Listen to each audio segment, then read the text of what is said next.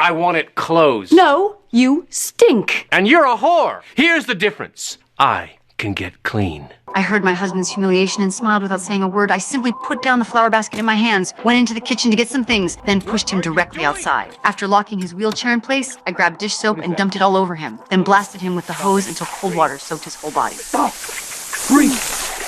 Only there was a word you could use to get me to stop, like, please. I'm calling Joyce.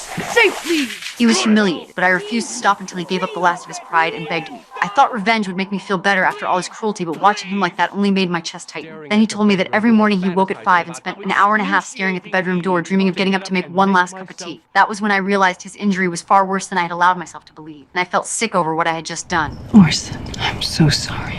Forgive me, please.